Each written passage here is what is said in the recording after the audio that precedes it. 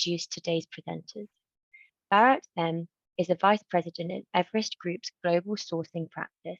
He leads the Global Business Services GBS Charter for Healthcare and Life Sciences, Retail and Consumer Packaged Goods, CPG and Professional Services verticals. Parul Jain is a Vice President in Everest Group's Global Sourcing Team and leads the firm's Locations Advisory Practice and the GBS Charter for Telecom, Media and Technology TMT vertical. She has extensive experience in advising Fortune 500 firms on workforce strategy, location selection, talent model redesign, GBS growth strategy, and more.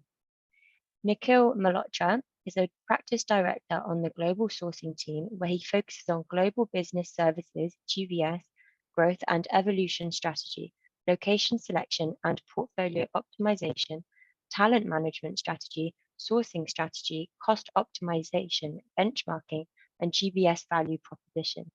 And with that, I'd like to turn things over to Bharat. All right. Thank you, Evelyn, for that introduction. Good morning, good evening, good afternoon, everyone, for joining this discussion. As we start the session and talk about priorities for GBS organizations, we also wanted to take a moment and reflect on things that happened last year, end of 2023 and early 2024. As we see on the word cloud, we've listed some of the key topics that really emerged as priority items that we heard in the last, towards the end of 2022 and early 2023. Not surprising, one of the biggest points that really came up was around the ambiguity over the hybrid model. We heard quite a few organizations have their own versions of what hybrid would mean, what it would mean when it comes to return to office versus, offering flexibility for employees, what it would mean over real estate decisions, growth aspirations from a location standpoint, and so on and so forth. I know there are a few other topics also that we heard more around, org models and increasing silos. Let me actually invite my co-panelist, Parul, to maybe pick up some of these points. Parul. Thanks, Bharat. Definitely, I think while we've had, conversations with stakeholders across different verticals, but some of these themes around, hey, with the hybrid model, are we seeing more of static collaboration, more silos that are coming up? So less interconnectedness among different teams. At the same time, to make it work, what kind of changes can be done in the org models? And then not one model, there's no one size fits all approach. So different GCC organizations, they're working with different models. We've also seen different functions within each GCC operating with a different model. So there are different type of architectures that are prevalent. The other theme that we are seeing, at least a lot of being talked about, is around diversity, equity, ESG related themes, inclusion, belonging. While some of the GCCs are also moving beyond the boardroom discussion, however, still, most of the GCCs are still believing that they can contribute a lot more. Nikhil, I know you've been hearing a lot about some of the other themes. Do you want to talk about them too? Thanks, Parul. A lot of the themes reflected on the slide resonate with what I'm hearing from our members. For example, insourcing. While insourcing has been happening for years, there's now a higher propensity to insource functions, particularly tech. Companies are now keen to own the core tech stack, and IP, drive innovation, operational efficiency. Also, another interesting area that I'm picking up nowadays is around BRM, or business relationship management. As GBS organizations are preparing themselves to support new areas, there's an interest to understand how these teams are structured and operate. Are they decentralized or are they centralized? What are some of the responsibilities, or how are these teams able to generate demand? Now, this becomes even more amplified when GBS organizations are proactively pushing to support high-end, strategic, complex work. And that's what our 2023 key issues study also reflects. As you would notice, we surveyed GBS organizations to understand their expected role for enterprise. And what we observed was that over 85% respondents indicated that their role has widened to support and even drive, in some cases, transformational agenda, or even become the strategic arm for the enterprise. So in summary, GBS organizations are now elevating their position, moving up the maturity curve, and constantly pushing to support strategic mandates of enterprise. Bharat, I know you have been speaking to some of your members on a daily basis, right? I'm very keen to understand your perspective, given the role of GBS within enterprises evolving. What do you think are some of those goals that they have prioritized for 2023? Hey, Nikhil, thanks. Fair point, right? The broader aspirations for GBS organizations and the performance has also been pretty strong. And that's clearly reflecting in the influence they are starting to exert in the organization. In fact, some of the critical goals that we see, none of these are too different, but the intensity or the importance has increased. We see more and more priority, more and more focus on building global ownership positions, accountability. This also effectively means reducing handoffs from one entity to another, build or scale change management capabilities, drive external ecosystem, work with vendors, startups, service providers, and so on, work on talent upskilling, reskilling, internal aspects as well. Net-net, there is an increased optimism that we are observing in GBS organizations post the pandemic. Having said that, we're also cognizant that the broader economic climate, there is a bit of a slowdown, and there are certain concerns around how the model will likely evolve, concerns over how we are seeing the priority shift. With that, we come to the first poll question for the day. We would love to hear from all of you participants. How do you see recessionary trends for GBS, for recessionary trends impacting your GBS organization?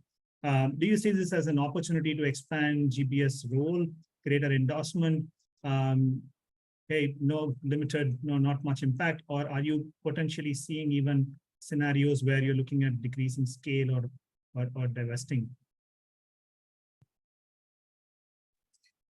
Interesting to see some of the optimism that's coming in the group, and we'll keep this poll going on for another 30 seconds or so. But I think the group audience that we have today is in sync with what we've also been hearing, Bharat, from our conversations across different verticals. And we'll just go for about 10 more seconds before we close this. But I think there's a clear kind of an answer that we're seeing, and which kind of corroborates to the story that we also have to talk about during the session later. And see, more than 55% here of the respondents kind of believe in the optimism story around where GBS role is expanding. There is more endorsement. At the same time, there's a meaningful chunk that believes that in the second and the third options, where either the pressures are kind of easing it down or there's a limited impact. So I think this also varies upon the positioning of the GBS organization in the overall enterprise and the kind of financial pressures that are there on the enterprise and not just the GBS. So they're intertwined. And what do you think, Bharat? What are your observations on this? I think it fairly reflects the market. We've been hearing similar thoughts. The broader optimism is there. I'm guessing, a lot of responses that we've received around limited or no impact is also more around wait and watch and perhaps likely to, move more closer to the first option. But yes, we also need to be cognizant of the fact that, there are pressures and different organizations are likely to get impacted in different ways. And having a GBS model does not necessarily mean it's a way out or it's an option to further scale and grow.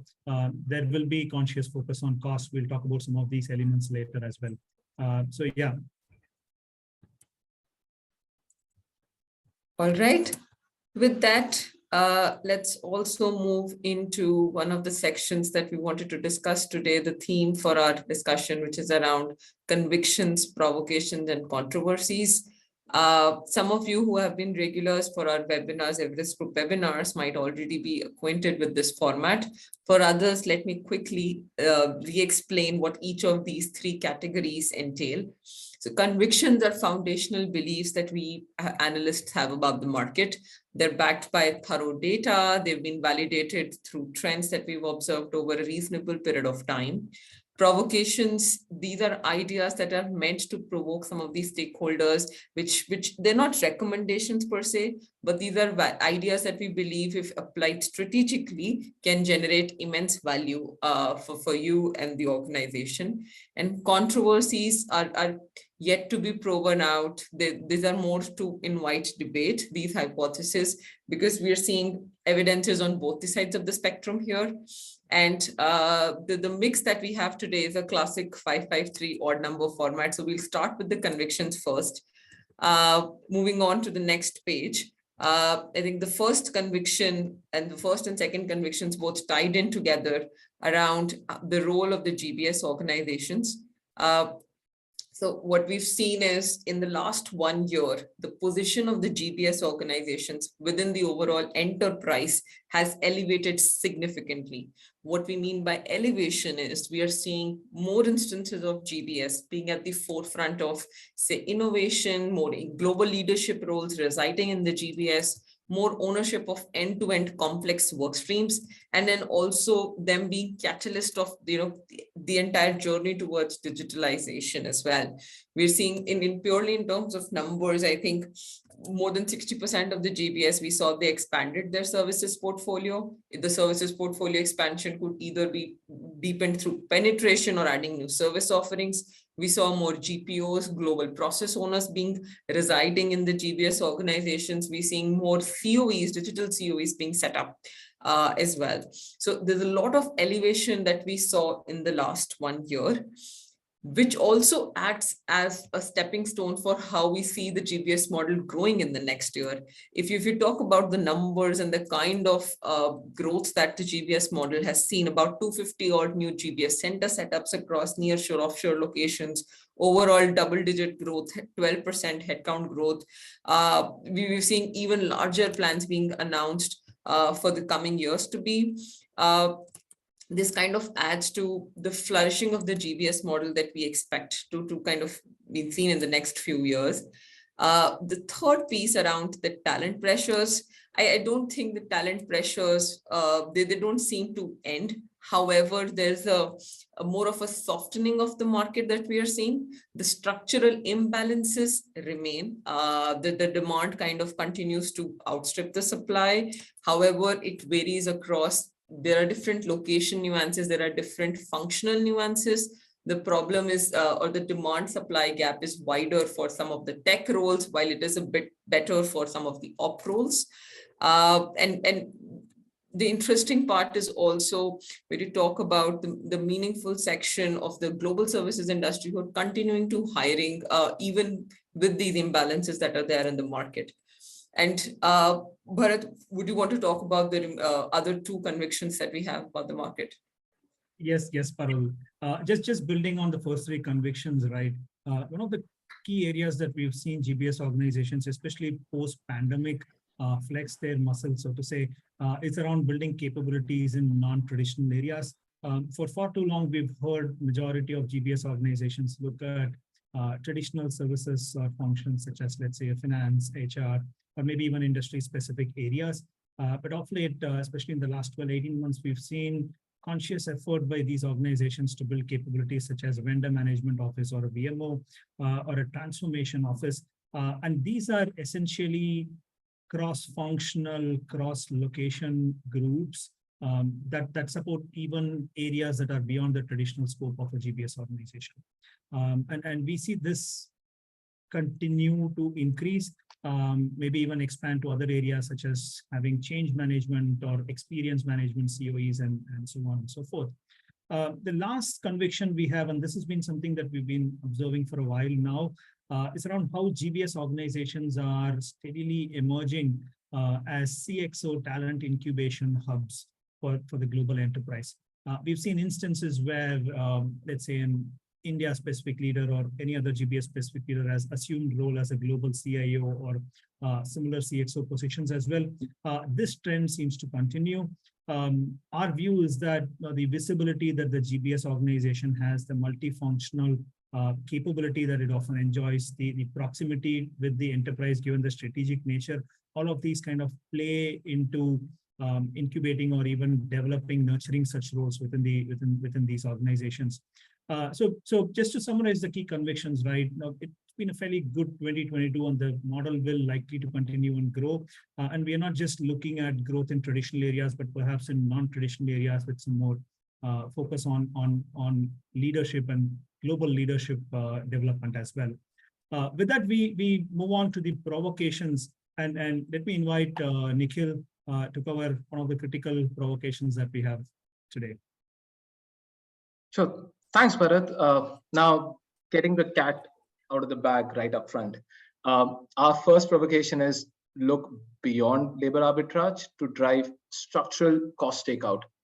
Now, while this is a natural progression for GBS organizations, which happen over years, it also becomes a tricky area as there is a constant struggle to strike a balance in managing cost pressures while addressing growth aspirations, particularly in view of the recent events.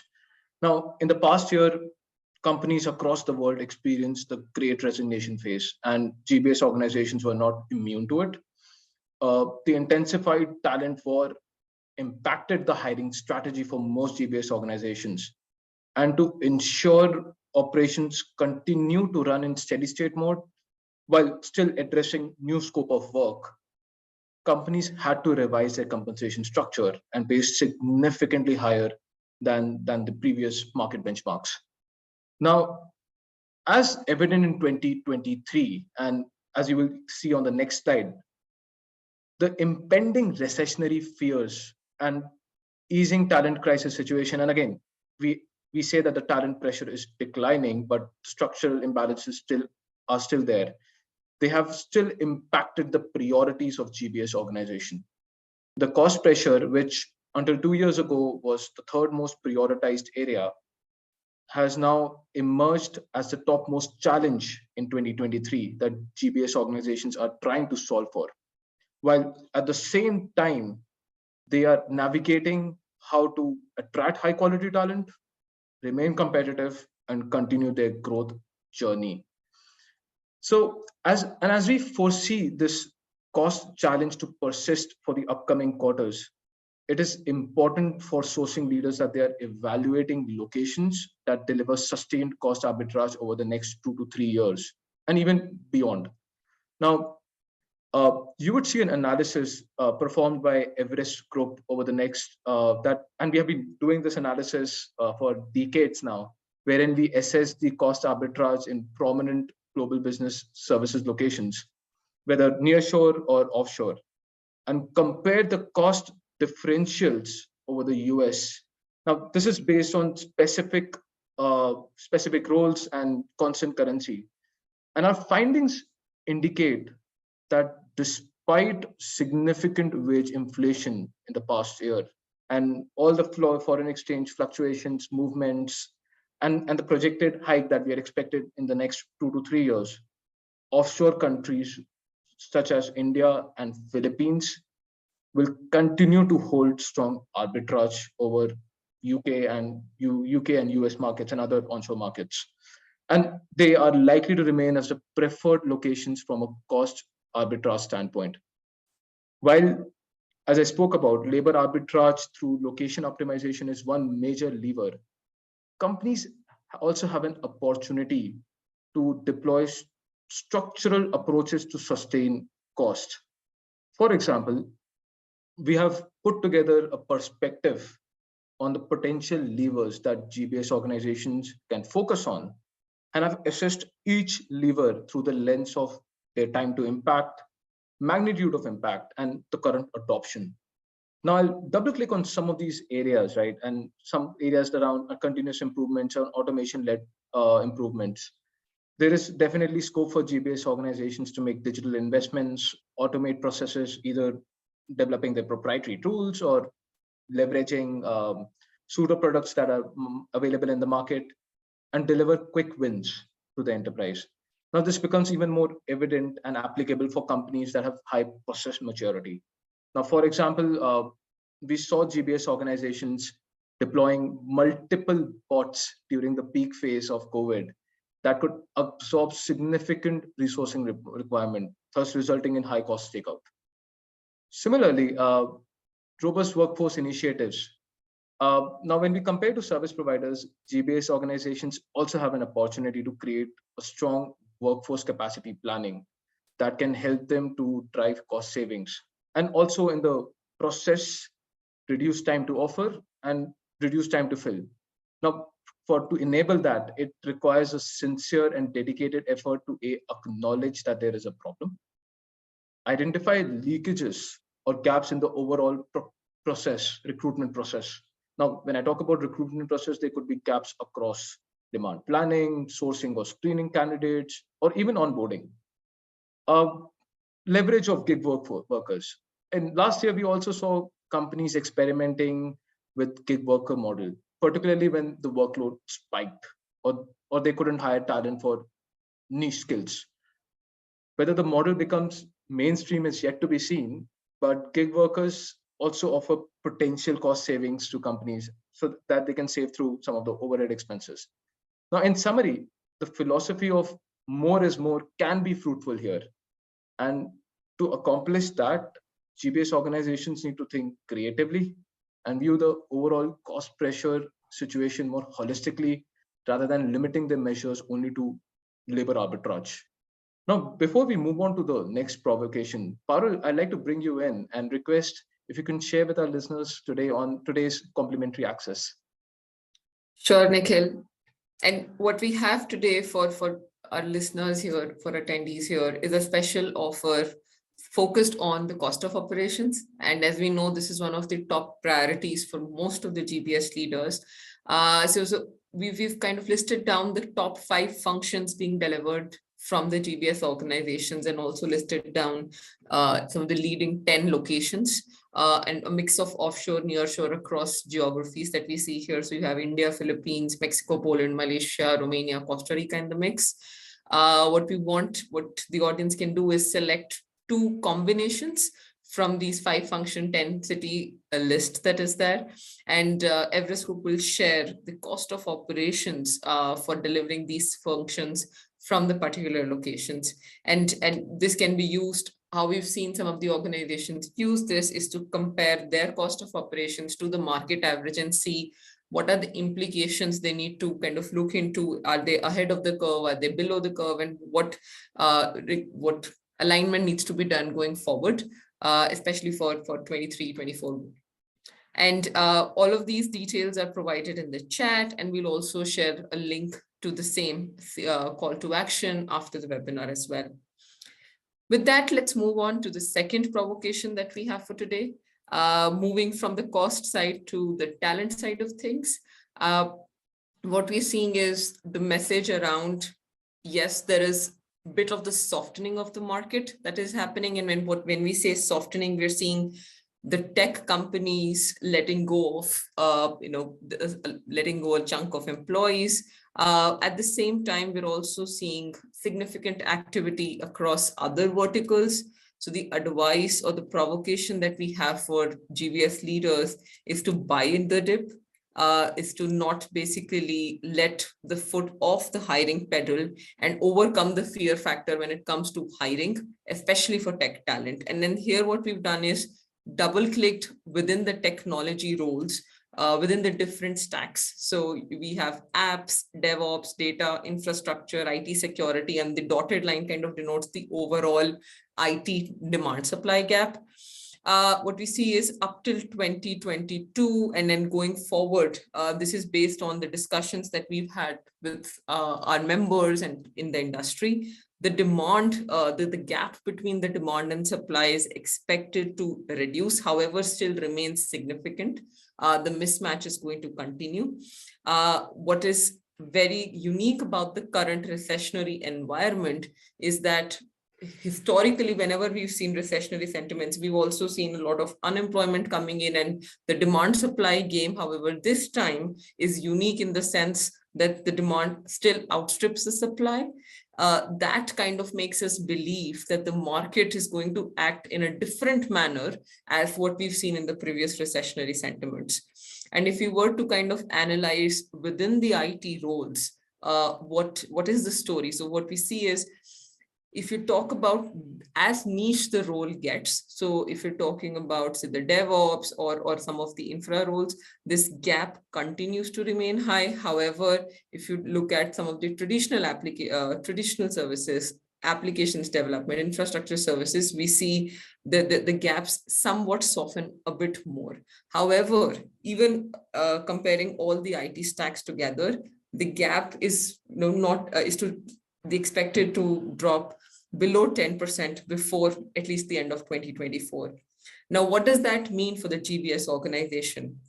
Now, if as part of the key issue survey that we did earlier, and Nikhil shared some of the findings around the priorities as well, on the talent side of things, recruiting more aggressively remains the top priority for majority of the GBS organizations, and upskilling the existing talent pool is priority number 2. Note that upskilling, reskilling has been also the priority for enterprises. So this is where a lot of the commonalities and more momentum can be built internally. And if you were to reflect back on what helped some of the organizations succeed in the last 2 years, was also a lot of investment that they made, not only to hire from the market, but also how they looked at their internal skilling programs and kind of used both internal and external talent forces to meet that bridge, to bridge that gap when it came to the requirement and the demand for skills.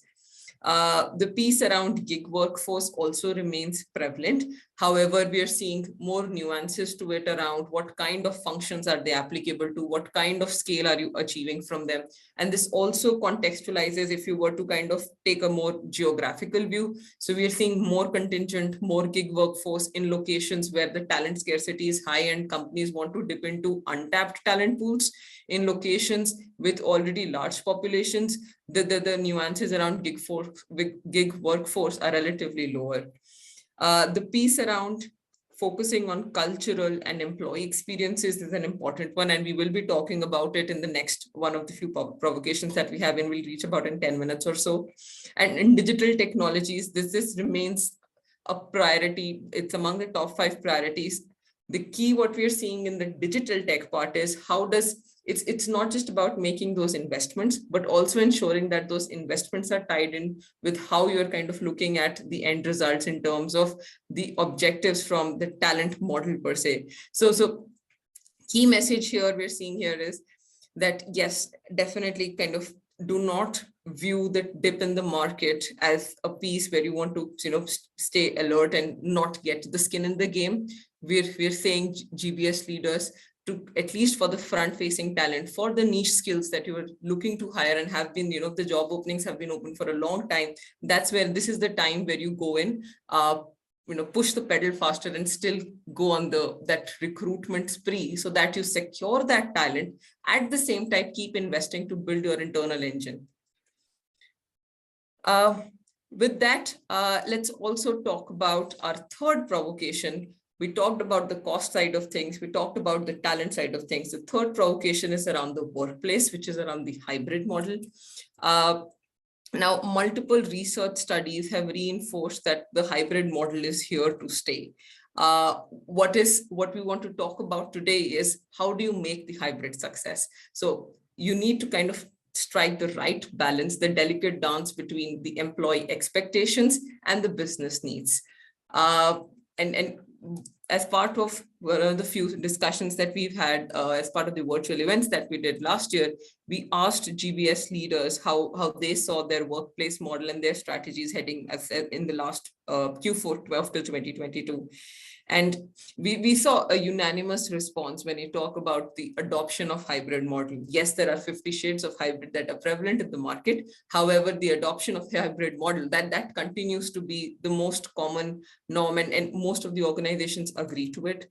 On the other end of the spectrum, there were some GBS organizations in favor of full-time work from home. This is mainly coming in from the tech verticals, and slightly ahead of them was full-time in office. These are the GBS organizations largely from the financial services vertical as well. And if we were to throw in some of the service providers in the mix, I suspect that the orange bar for the full-time work from office might even be on the more righter side as well. We're seeing more push coming in from working from the office model from the provider side as well. Now, given hybrid is here to stay, we want to talk about how do we ensure that those models are designed and executed so that the originally envisaged benefits are also achieved sustainably. Now, to look at this, what we did is we created a long list of all different types of investments that are required and divided them into two categories, hard and soft, or the tangibles and intangibles. Now, over the course of last 8 to 10 months, what we realized based on our conversations with GBS leaders is that most of them have either solved completely for the tangibles or already have a plan in place, whether it comes to what the technology infrastructure would be, how the role of offices would be, what are the procedures, how do they look at their BCP strategies, risk mitigation strategies. However, they're still kind of managing the softer aspects, which is more of a difficult decision around more nebulous, more elusive, on how they can make this success. Especially for leaders who've never truly worked in an inclusive and in a more hybrid model themselves as part of their own journeys. Softer aspects, especially things around how do you ensure homogeneous employee experience across all different personas of employees that we have? How do we ensure that the leadership across different functions, across different centers are totally in sync and they work in a more agile manner? At the same time, there is a work-life harmony that's built in, and also the kind of culture that you build in. Because culture is not just the coffee table conversations or just having peer, the table tennis conversations that we have, but it is more about how employees connect with each other. And that can also be enabled, if not as effectively, but definitely more meaningfully in an even and hybrid environment. Now, here are recommendations on how you can do that is to build a solid pact with your employees, with the organization. And what we mean by pact is, first is the purpose. Now, answering the why part upfront helps set the right expectation and shows the clear intent. As much as employees value its flexibility and the benefits, the isolation that comes hand in hand, the static collaboration, especially when team cohesion is lacking, that has been one of the key concerns. So having the goal conversation first is likely to secure greater commitment from the employees when it comes to coming to the office. So emphasizing on what is required is the best for the overall team and not just the most from the team is the key message here. Second is the piece around alignment. Now, alignment with ensuring culture for the different teams geographically, so ensuring the cultural alignment, ensuring effective collaboration between the teams that are working in office, that are working remotely, and ensuring there's an equitable relationship.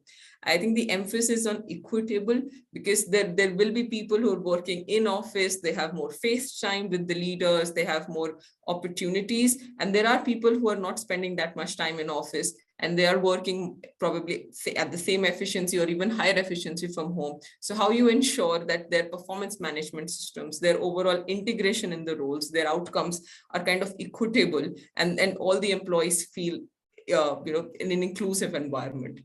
The third part is around communication. Now, to navigate the time where we see most of the transition happening, leaders should also think deeply about the employees' preferences, their needs, expectations, and that can be done through an open channel of communication. What we're recommending is a mechanism to collect employee feedback regularly as part of experiments that you keep on doing, and incorporating those results into practices. So you build a truly inclusive hybrid workplace. And we understand this is an iterative process. We've seen GBS organizations implementing something, learning from their own pieces, and then iterating on this. That has been the key to success. And the last part is around the trust element, the trust to offer flexibility in policies such as extended parental leave, sick leave, work from home policies, etc., showing genuine concern for the well-being of employees and ensuring they're treated fairly, respectfully. Bharat, I know this is a topic close to your heart as well. What are your thoughts on this? Parul, absolutely. It's a fair summary, right? The two things that really come to my mind at the start of it is around the whole purpose and trust. In fact, one of the points that often comes to mind is, do we want to bring employees back to office, or do we want to bring employees back to office meaningfully? This is a question that we see many mature GBS organizations ask themselves. What is the need for people to come, at what stages they are better equipped to work from an office or from a different location? That's pretty important. The other aspect is around communication or the whole positioning. Simple examples, especially with the wide demographic population that is employed today in GBS organizations, the Gen Zs of the world. Simple communication around mandating 2 days to come from office versus providing flexibility to choose which 2 days in a week or which 7 to 8 days in a month. Some of these aspects could go a long way in kind of appealing to different demographics, different population pools that view coming to office and working.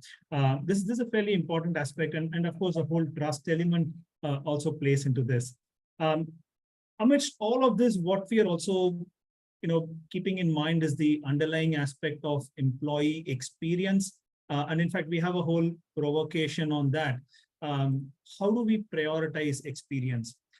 For far too long, and we keep sharing this concept of the GBS being viewed as throw the work over the wall kind of a model. For far too long, we've heard this saying, hey, there's work moving from one entity to another, one geography to another. There's some bit of a value addition that is done, and then it's returned back. And often the question comes saying, hey, we've been able to centralize, we've been able to scale capabilities in GBS, but guess what? The number of handoffs continue to be very high. On one hand, the global enterprise, often ends up with certain frustration around, having to redo certain activities or go through multiple iteration, and similar experience on the other side is faced by GBS as well. What we often see is lack of common understanding of what experience means across the organization. So what do we actually mean by experience? We see that in 3 different levels, starting with improving employee experience within the GBS. This is the foundational element on which the whole strategy is built on top of. Fairly critical role, and key levers here is all around stakeholder alignment, clarity on GBS value proposition, type of activities that's being delivered, how it's likely to impact the immediate customer, and so on. Experience at the next level, as we know, is managing internal customer experience, improving internal customer experience. So for a GBS organization, this could be a function or a business residing in HQ or other network entities. Where is the continuous focus on improving or expanding the scope of work that's being delivered, building better harmony and integration even among the GBS networks, for instance, different locations and portfolio, essentially having a better hang of how handoffs typically happen. And the key lever again here is around accelerating the GBS evolution, having better understanding of how work is getting consumed and how it's being perceived on the other side of the wall. The last point is again, this is a strategic impact, a business impact point around improving the whole customer experience. The way we see it when we talk about experience, each one builds on top of the other. And if we are really looking at the pinnacle or the excellence in addressing customer experience, it cannot come without addressing first employee experience and without addressing internal customer experience. In fact, as we look back, right, we've been tracking this space through conversations for a while. Back in 2016, 2018 kind of time frame, there were hardly organizations that had any robust or structured approach towards even managing experience. The responsibility for managing experience was largely within the GBS leaders, or maybe even within specific function leaders within the GBS. very few organizations we observed were exploring the whole point around setting up dedicated teams or managing it in a more structured, programmatic manner. Now, fast forward now to 2020, 2022 timeframe, this is now becoming an important priority. In fact, we know of organizations, members who we work with, they've set up dedicated COEs or hubs that only focus on how to improve experience at different levels. How do we ensure that the definition of experience is uniform? And when we talk about this, this is not around improving a turnaround time or looking at it from a functional or a technical lens, something that goes over and beyond in terms of cultural elements, in terms of understanding communication. These teams, as we look at, they also focus on understanding voice of the customer, identifying pain points, addressing ways to, finding ways to address those. And often these dedicated COEs have a seat at the table with the global leadership, and they're fairly integrated in terms of the overall strategy. So this would mean their involvement right from launching a new employee management application or a tool to something that's going to impact the way work is being delivered or is being changed. So there is a conscious effort. And anecdotally, we've also heard of organizations benefiting in the form of lesser attrition, greater affinity or affiliation to the organization, and in general, the quality and the harmony among different teams also working to be better. We see this trend to continue. We also understand that the definition of experience and how this is going to be driven could vary from organization to organization. And there could be few iterations before most GBS firms perfect it in their world, but the intention and the focus is likely to continue as we move forward. All right, on that note, we would love to hear from the participants today. We would love to understand what measures you are adopting to drive your customer and internal network or employee experience from your GBS.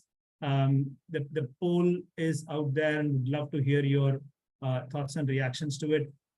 Is it something that is currently not on your agenda? Are you still exploring this? Have you prioritized few areas in 2023? Are you already doing this, but maybe just for one or two specific areas, or do you have a dedicated COE even driving this?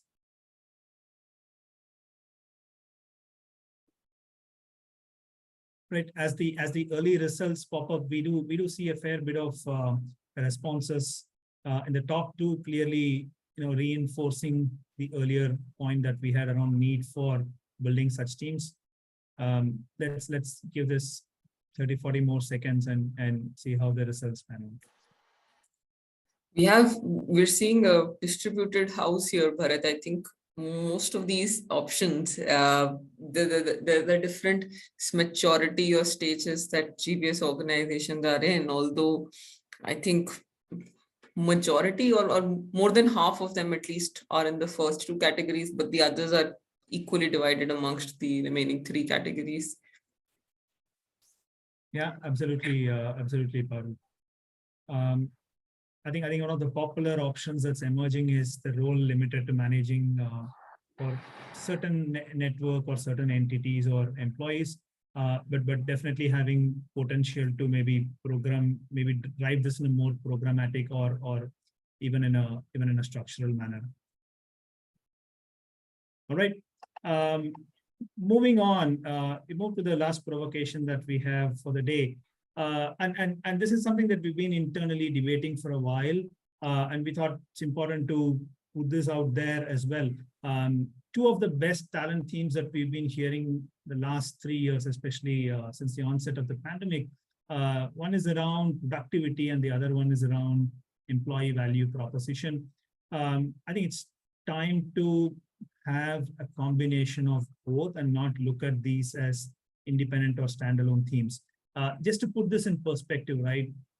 During the pandemic, we heard or we witnessed organizations reporting increased productivity. Now, some of this could be because employees were working from home, they had more time on hand, reduction in their travel time and so on. They were able to choose when they work and they were able to drive this better. We also heard of concerns around health, mental health, and so on because of this increased productivity and whether it's sustainable and whatnot. And back then, at that point in time, the sentiment was more around, hey, it's a pandemic, there's a slowdown, and we want to make sure, we are sticking to our jobs and so on. So the EVP focus is relatively on the lower side.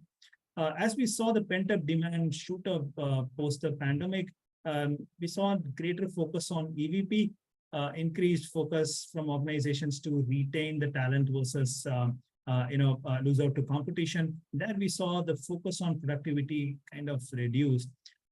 What we are recommending for organizations in the next normal, as you look at 2023 and beyond, is to bring back elements of productivity into the equation. As I said, this is an and equation, not an or, and one builds on the other as well. And even as we say productivity, right, we're bringing back a slide that we've used earlier as well. Enterprises will need to take a multi-pronged approach. Productivity does not necessarily mean improving operational efficiencies or process optimization. It goes beyond that. It goes into aspects around organization structure, looking at the right talent or the pyramid, looking at the right delivery location, delivery combination, ensuring reusability of assets, components, and so on. Similarly, as we look at the whole EVP space as well, we're looking at a combination of traditional and modern levers that are increasingly being used by organizations. For instance, a few years back when we talk about compensation, this was probably around competitive salary. Today, we are talking about flexible compensation or ability to choose, especially for the Gen Z workforce. Nikhil, I know you've also been tracking this space for a while. Any reactions from your side on some of the EVP levers that you are observing? Yeah, sure, Bharat. And as you correctly mentioned, right, prior to COVID, we saw companies focusing extensively on compensation on the upper half as a tip of the spear EVP. However, in the recent years, and again, as you were again leaning on, we saw the needle movement towards other areas. And companies were inculcating emerging and innovative practices to build a strong EVP. Right. Some of the initiatives that companies have actually taken or piloted in the recent years include creating dedicated skilling academies to upskill and move employees to other functions, right? And this definitely helped companies to internally fulfill talent management and meet demands that they were getting. Second was definitely around providing childcare support or additional leaves for employees. Supporting employees on sensitive matters such as marital counseling, childcare, anxiety. We also saw some companies even offering uncapped flexible leaves to all employees. Now, again, that's not really something that has been happening consistently, but those were some of the areas that they pivoted towards. Also, one of the areas that I really like is around some companies were even supporting exiting employees find relevant opportunities with other companies, right?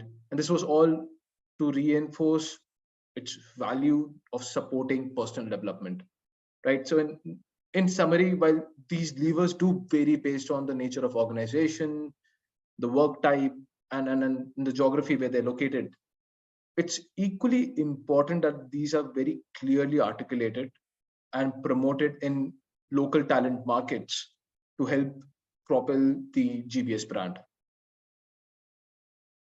Got it. Thanks, Nikhil. Just a bonus provocation, right? We don't have it on the slide.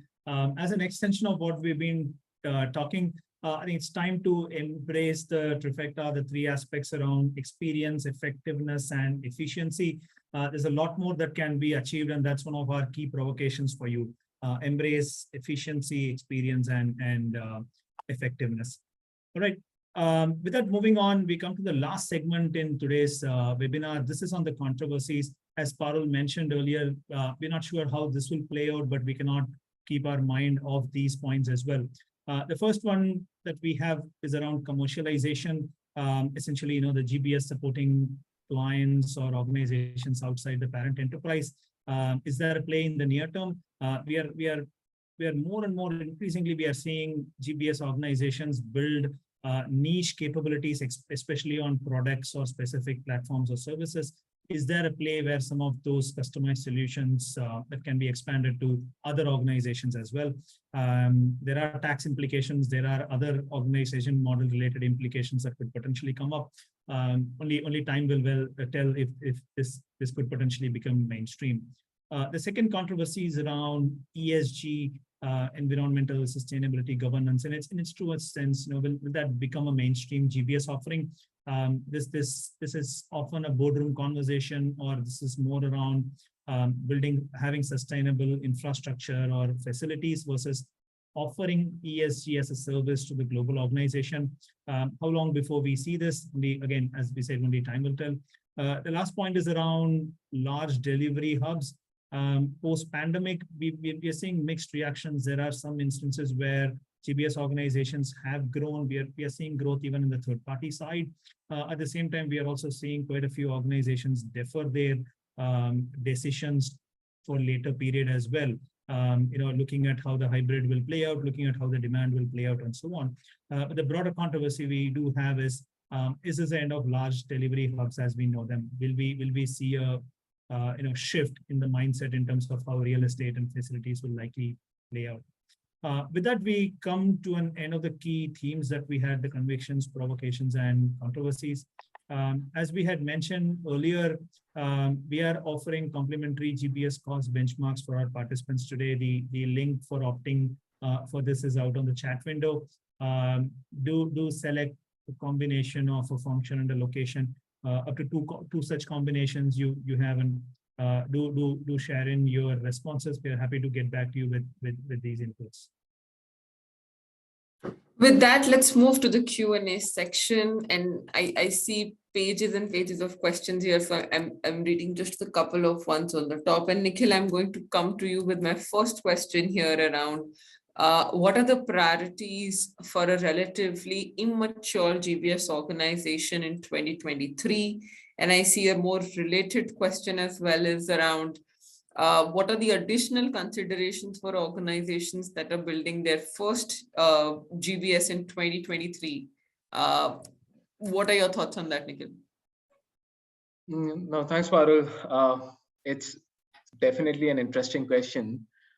While there are multiple definitions of maturity in the industry, right? We normally define it through the lens of a 5-stage framework, which starts with GBS being looked upon for cost arbitrage and moving all the way up to operating as an integrator with extensive focus on revenue growth experience.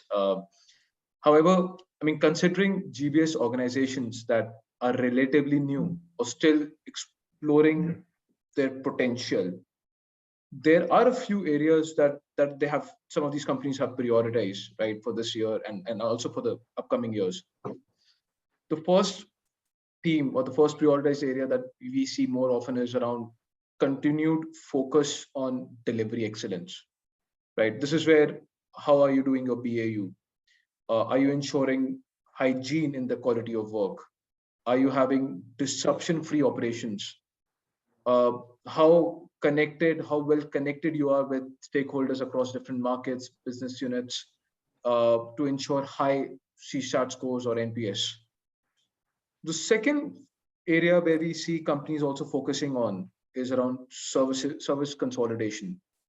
Now, companies or GBS organizations are actively trying to expand and consolidate the scope of existing services with the purpose of driving more productivity efficiencies. While at the same time, they're also showcasing competencies to build, scale, and even support some new work streams, which could be traditional or even niche or specialized. Third area, which is also coming up in our conversations, is around effectively leveraging tech for potential automation and transformation, right?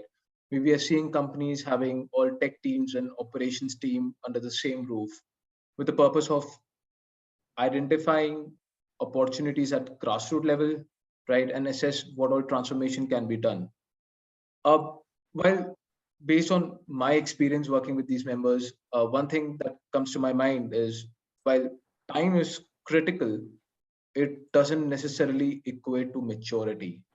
We have also seen new GBS setups, right, with the purpose of driving value addition initiatives only. And they have been growing at an accelerated pace to support some of those strategic evolving mandates. Thanks, Nikhil. And I think your last point is absolutely bang on. In the typical 5-stage maturity framework, we are now seeing GBS organizations directly starting from stage 2, stage 3, instead of going from all the way from 1 to 5. So definitely that's an important call out. The second question is have you observed a specific skill set or a role profile become more available given the recent IT layoffs? Perhaps ones that could be taken advantage of, and I can take that one. I think in the IT side of things, we're seeing softening of demand mainly for roles such as business analyst, business intelligence consultant, user research specialist, system analyst kind of roles. But if you move to some of the developer, say Microsoft developer, SharePoint developer, firmware, ETL developer, all of those roles are still on the surging side, that the demand for those roles still continue to be extremely hot. So the business analyst kind of roles are the ones where we're seeing actual softening happening. The another question, and Bharat, I'll relay this to you, is around, are there organizations extending their GBS learnings and models to build an onshore GBS center in tier 2 or 3 location and building talent pipeline with partnerships with, say, academia, educational institutions as such? Bharat, you're on mute. Yeah, thanks, Parul. Let me take that up. I see two questions here in this space, right? One is around organizations extending their GBS learnings, and are they building onshore delivery centers, tier 2, 3 locations? And the other one is around building talent pipeline with partnerships with educational institutions. Let me take the latter first. We're seeing multiple instances where GBS organizations are even curating courses or contributing to the syllabus of educational institutions. This has been, the model has been there for a while. In fact, quite a few areas such as predictive analytics, even AI machine learning kind of areas, we often see many organizations, not just GBS, right, enter into partnerships with academic institutions to drive the talent. The other question around GBS organizations extending their learnings and setting in tier 2, tier 3 locations. Two parts to this answer. Are there instances of organizations having done that? Yes. But the bigger thing that we're seeing these days is the value or the guiding principles that are going to drive a location decision. Just because, having a center in an onshore location closer to headquarters, it does offer proximity, time zone, etc. But that may not necessarily be the key driver. At the same time, just because having something in a lower cost location may not necessarily mean value as well. We are seeing organizations increasingly build their case a lot more parameters than what it used to be before. It's not just cost for sure. It's around the value of, let's say, even BCP considerations, time zone considerations, availability of talent, potential to scale certain roles, the role that a potential center in tier 2 or tier 3, how that could likely evolve and so on. These aspects kind of play into such decision making. And we do expect that mindset around building case for every location, every center to continue as we go forward. Thank you, Bharat. With that, I think we'll just wrap it up. We do encourage all of the attendees to take a moment and visit the blog section, reports portal for related content, or you can navigate via the homepage on our website. There's lots of information based on interviews and conversations that we have almost daily. And we'll be following up with all of those who've expressed interest in taking up our offer. A big thanks to all of you who've